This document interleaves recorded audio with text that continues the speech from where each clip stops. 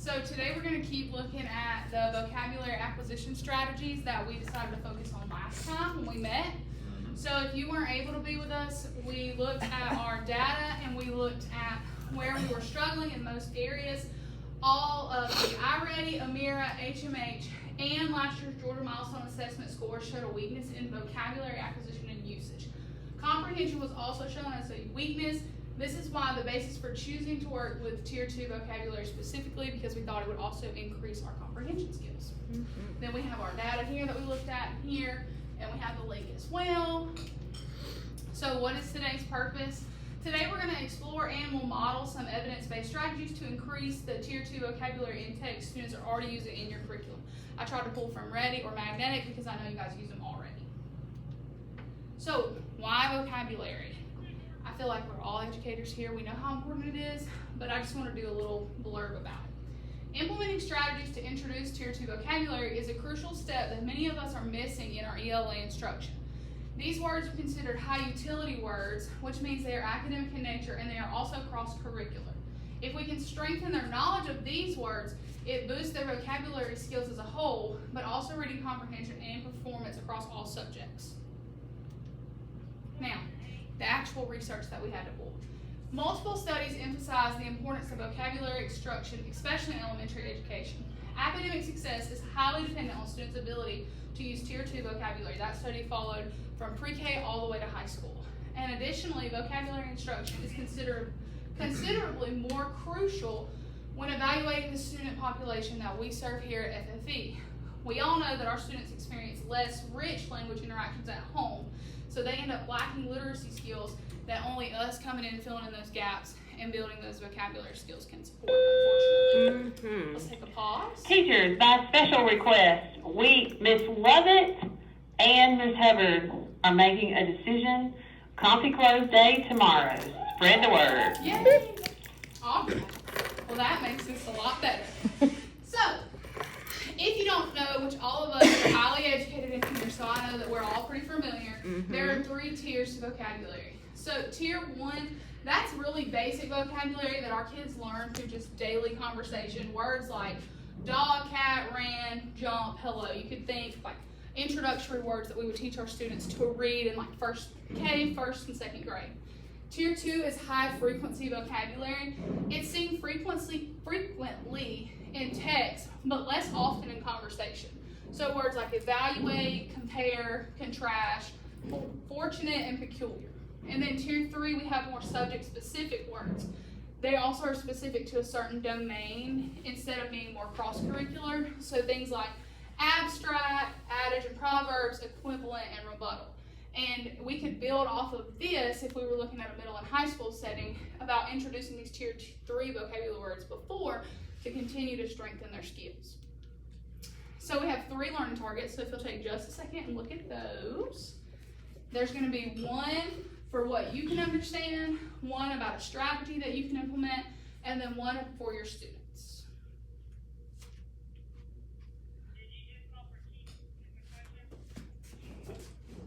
So the first one just says, I can understand the importance of Tier 2 vocabulary. So that's what we should be able to accomplish in the next 20 to 30 minutes or so. I will be able to identify 1 strategy that I can implement into my classroom instruction. I tried to pick strategies that are relevant and that will work easily for you guys to work into your instruction. We'll look at 3 today. And then we want our students to be able to apply those Tier 2 words across subject areas. So reading, math, science, social studies. Now, our first strategy is just having a simple word routine. Many times I know that adding another activity can seem really daunting, especially for people that are teaching ELA writing and language in 90 minutes. If we could just add a short word routine to use daily with our students before reading a text or after reading to review, it's invaluable. This is explicit teaching of the word's meanings, synonyms, and antonyms, and also an applied example. So if we come over here, this is just something that I built on Word. I thought it was really simple. It had lines. You could adjust it to make it bigger or smaller depending on your student's writing style. So like I said, we have word, definition, illustration, synonym, antonym, and application. So some ideas of how to use this. It could be kept in their binders, laminated, or just plain, and you could continue to give them more. They could put it in an interactive notebook, or this could just be something that you put on your board for the unit and then you could erase and start back over for the next unit. Students could try, you could challenge them to use these words weekly in any writing assignments that they do, like the journal prompts in the morning.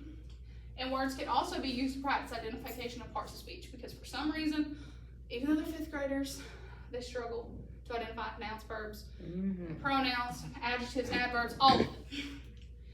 So the research states that the more meaningful exposure students have to Tier 2 vocabulary supports the growth.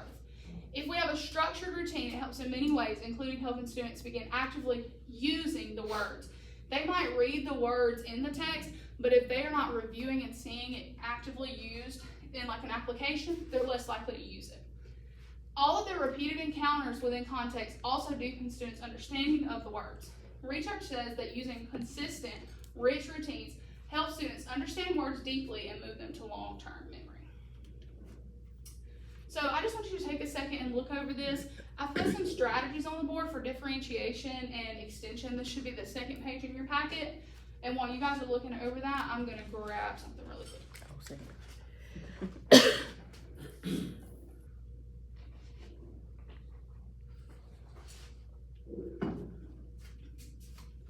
Okay, Miss Brown and Miss Metters and Miss Payne, I was thinking about y'all with this part for differentiation, because I know with Miss Payne having a lot of our ESOL students, and then Miss Brown and Miss Metters having a lot of our ex-ed students, differentiation would be key with this. I said words and definitions could honestly just be pre-written, or they could be fill in the blank and students could highlight one of the two. Yeah. You could give the students a big list of synonyms and antonyms to choose from to fill in here.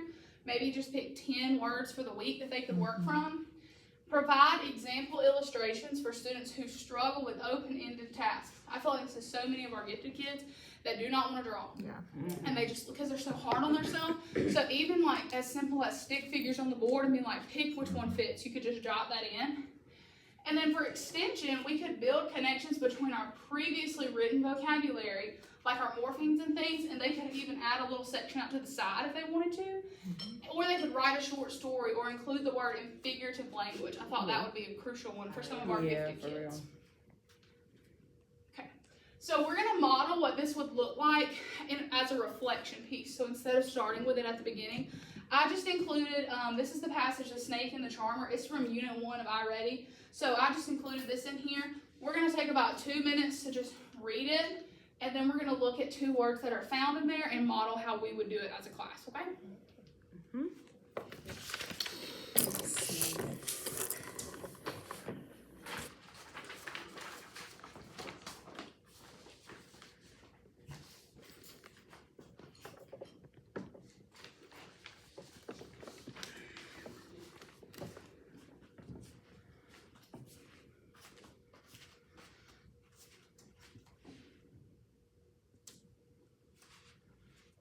It would never be this quiet if it was actually kids reading for 2 minutes.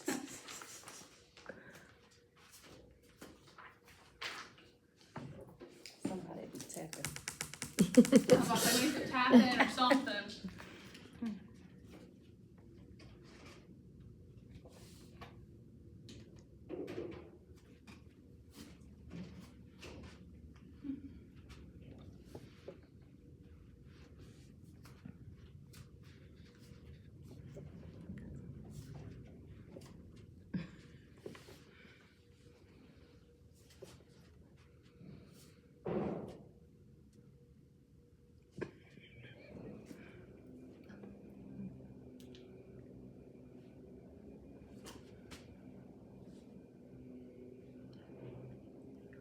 So what I would typically do at this point, and as we all know, I'm not teaching ELA this year, so I've been watching a lot of model application videos and just thinking back of how I would have used this last year.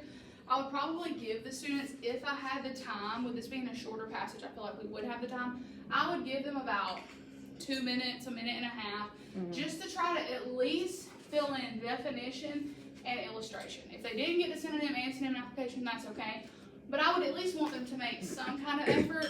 I feel like giving them 2 words is fair, because some of them are going to rush through this so quickly and some are going to struggle. So I would build a definition with the students. I would more than likely call like a random person to start us off and say, find the sentence. What sentence was the word probably used in? They would read the sentence, Then we would talk together and build our definition, our illustration. Synonym, antonym sometimes can be tricky. So some things that you could do to try to make this a little easier for the word probably is you could even have like assign a table to just do synonym, antonym. They could use Kiddle or online Google research and look up what are some great synonyms for probably. What are some good synonyms for antonyms for probably. So we're going to actually model extreme together how I would do it, okay? So I would call on the student, I would have them read the sentence, where is extreme, and then we would come up with a student-friendly definition. I know a lot of times we want to use these technical words, but that's not the point of building the Tier 2 vocabulary. We want it to be something that they can understand. So does anybody think they could come up with a good definition that our kids would actually understand for the word extreme? My brain goes to too much. Yeah. Extra. I was Honestly. thinking If I was thinking wild. If I was thinking in kid terms, Extra. I would literally The probably most. put the That's right. or extra. We want this to be in their vocabulary. They can write perfect long sentence paragraphs of definitions, but if they're not going to retain it quickly, there's no point. Then if I was over here doing the illustration for extreme, something I might do, a mountain is super easy to draw. So I might draw a little mountain and make the little top, point to it, and I might label it an extreme height. Just because I think that it is something that's easy for them to get to, easy for them to remember. Now, with us saying the most on the definition, for synonym, a lot of them are going to probably want to write extra, the most. Over the top is a good one, I think, that they really relate to. So I would just fill that in. This shouldn't take more than 3 or 4 minutes per word. We want it to just be quick, super easy for them to fly through it. And then antonym, they're going to probably say the least. But I would just say like calm, smallest amount, simple, yeah, all of those really short ones. And they love, once they understand the word, they love writing their own application. So I would just say, okay, you take the word, you write your own sentence. I would review the part of speech and say, okay, we still got to have a noun and a verb in here. This is not going to work for that. Make sure they put a capital letter and a period, and then I would just move on at that point. Maybe let 1 or 2 share if you have time, but that could also be something you do as they're lining up to go out the door or something like that. So this is kind of our first word strategy that we're going to look at. Now we're going to move into our second strategy. So our first strategy, it was pretty quick. We could roll through it. It wouldn't take long. Like I said, we could model it on the board. Our second strategy we're going to look at is like semantic mapping or a word cloud or anything like that. Sorry. So semantic mapping is a great tool to build up their background knowledge while also increasing the exposure to Tier 2 vocabulary. We have a target word that's going to be placed in the middle or the center. And students are just going to build up anything that's related to the concept. Things like synonyms, antonyms, examples, even using it in a sentence, a picture, anything that they think relates to our center target word. So some good ideas for use. I have really a great introduction to a novel study or a unit. I think about like Esperanza Rising. There are so many words that we could put in the middle of there. We could put farming, immigration, we could take it really far one way or the other. Students could develop their own questions regarding that new topic using the words or phrases brainstorm. That'd be something you could put on the side of your wall, and as you progress through the unit, we could see what we could mark off. We could even give them the same set of words the next day or like a week later and see if they could build any new connections. And at the end of the unit, students could add on using any new knowledge they acquired, and they could use a word cloud software like Creately or even Jamboard to make this something that's a little easier to add on to. A lot of our kids will get frustrated if they're sketching it out themselves. If they do it online, that's easy to delete and add more things. So, take a second and just look at these 2 examples. This could even be just done on a sheet of paper. Some of your more advanced students, they might not want these sections pre-set up for them. But I tried to get 2 examples, and I just want you guys to take a second and look at these and see which one you think would work better for your classroom.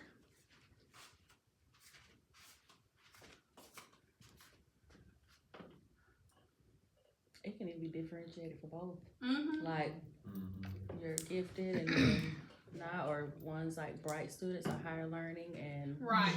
exit. Structure. Yeah. And I truly think about, like, some of our kids, if they look at this with all these boxes, they would just, no. Yeah. So what They are we like doing? things being more even and equal, and yes. And then some of them are so artistic, they would probably like to draw pictures and just take a huge white sheet of paper. I could see them doing that as well. Yeah. And so, like you said, Miss Brown, I said, like, some students could be given blank sheets, others could be given prompts or labeled boxes. They could work together in intentional groups with varying levels of knowledge, so you could set those up pre-lesson. And you could even give students that are really struggling a list of words and ideas that fit the center word that then they sort. Yeah. So, like, if we had this example here, we could give them a list that had some examples, some synonyms, some antonyms, and some meaningful words that mean the same, and let them pick where they think the word should actually go. So, research states that semantic mapping increases the bonds students build between singular words and bigger concepts. It showcases how valuable the strategy can be. There was a study done in 2014, and it was over 1 year in a 5th grade classroom.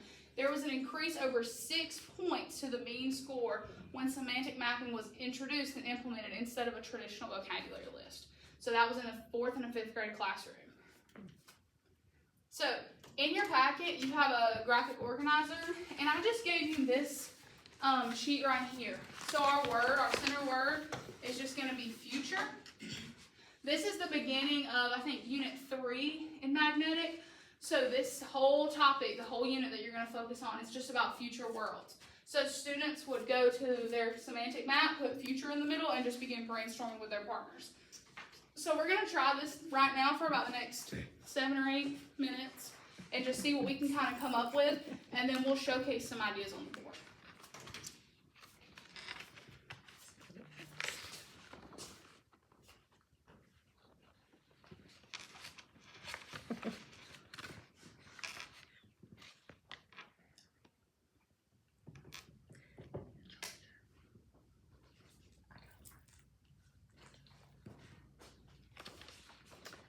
Futures.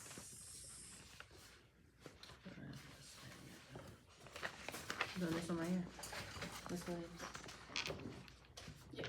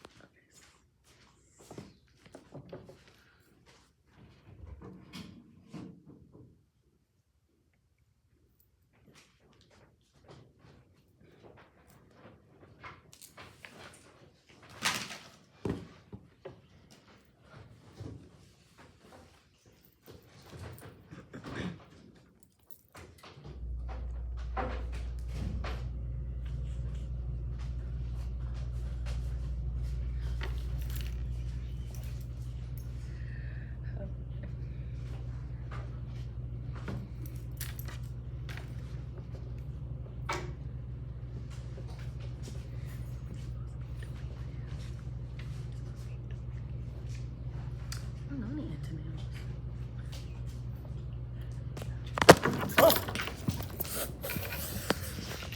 You had a little camera malfunction, but it's okay. We're going to get it fixed and back going again. Are we good? Yeah. Thanks, all. You're welcome. Right. Wonderful peers. Doing this on a Thursday. We gotcha. Is it green?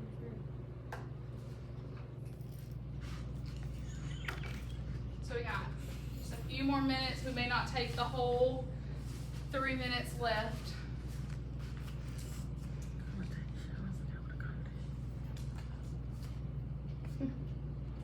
And you should notice all of you have a different one. So I differentiated. Now I did not pick on who got the gifted example or the I'm gifted. struggling student example. I just passed them out randomly. Some of you might just have a blank sheet of paper so you can use your imagination.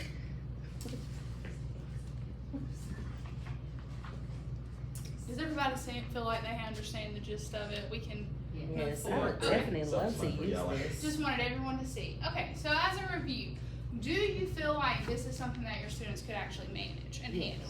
Yeah. Okay, so you don't feel like it would be too far advanced? No, Yeah, I think it's grade level appropriate. I think that, I'm gonna go back here. I think sometimes they would struggle with some of the vocabulary at the top, yes. like connotations and context.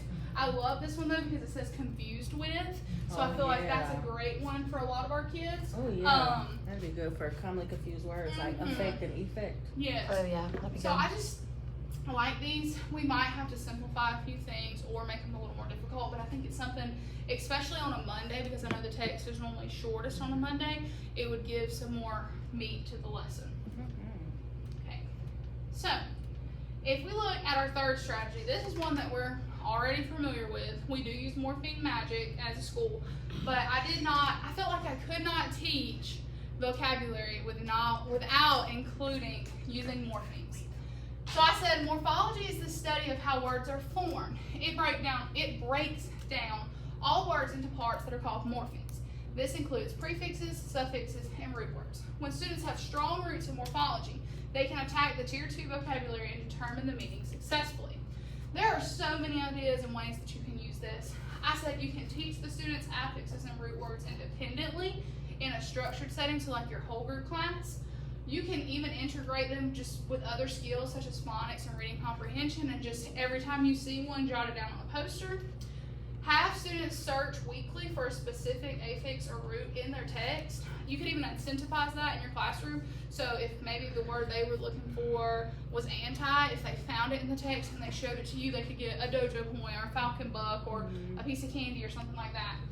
And also you could show students how to attack unknown words by modeling strategies. So many of them, when they come up on a multisyllabic word, they just freeze. And they're like, I don't know, I have no clue, I don't understand. So showing them how to pause, look at this word, break it up into sections, find the way to attack the word. A small group, that's a great time as well to work on that. Yeah. So, I kind of looked at this in two ways. It says the research shows that morphology skills can be helpful, but research has also really improved the importance of the skills. Bowers and Kirby did a study in 2010, and they found immense growth in students' vocabulary gains with students who had initial weakness in morphology skills. So they basically did a screener. They picked the students that fell within a certain percentile, I believe it was 45% or lower, pulled all of those students separately for an entire year, worked with them strictly on just morphology, and they found over a 22% growth from the beginning to the end. So that kind of shows us how important those skills are. These two graphic organizers are something that we've all seen some way, shape, or form in the past. I just came up with this one myself because I couldn't really find anything I loved. So it just has the morpheme in the middle that you would teach, a definition, a sample word or words, could be more, and then just an example sentence across the bottom. I would use this in whole group more so, I feel like, as a whole group lesson or setting, maybe to introduce the word of the week or the part of speech, the morpheme of the week. Then we have something like this. I think this would be great to just laminate and kids could write on with dry erase marker. So they write whatever word it is at the top. I just kind of grade it in here. Then they could break it up. Prefix, root word, suffix. It has a blank underneath it for the meaning. Then I think the word blank means blank. Then they could erase it as soon as they were done. Excuse me. For differentiation, I said that we could just give students pre-filled in copies and allow them just to write the sentence example. Give them reference pages for their binder with common morphemes. So that way once they got to this section or this part of attacking a word on their own, they have something to go to. And if it's a multiple choice question of what the word means, they're more likely to have some type of success. And we can even allow students to use Kiddle to research word parts if needed. So, if we look here, a lot of our kids are very, very familiar with tech. So, I found this website called WordWall, and students who are familiar with some morphemes could practice using this website independently. These are teacher built, so check over what you do before you give it to them. But there's all types of things on here, and I just wanted to show you guys real quick. We got a WordWall. types. There's like 883. So matching words, different suffixes that you could identify, pairs, sorting. I saw this matching one that I really liked. You can even change it from matchup to quiz. And I love the music that it has with it. And so then this could be a great opener, like put it on the board. Kids could walk in. They could even have a whiteboard and jot them down themselves. And then you can just drag whatever you need here, and it will tell them, and then at the end, submit. I mean, I loved this one too. These are really good. I like these. And these are free. So there's not a limit or anything. So it's a game show. I'm going to mute the sound because it's a little loud. So it's 15 questions. And so then it has a timer, and they have to identify is without paying less or paying full. So of course we put like payless. And then it says, oh, you are correct. Good job. And this is a great early finisher activity because you can link just this resource to their Clever as well. So whenever you get the chance, I will send this out. Like there's even like Hangman, all types, and then some people have even split them up by the CKLA morphemes, which tie into UFly, which we do in lower grades. So you could sort it that way as well. That is great. So I found that resource, and I thought that make it a little more fun, something for them to not feel like they're just sitting there and being preached at all the time, because we already feel like that all the time. Yeah.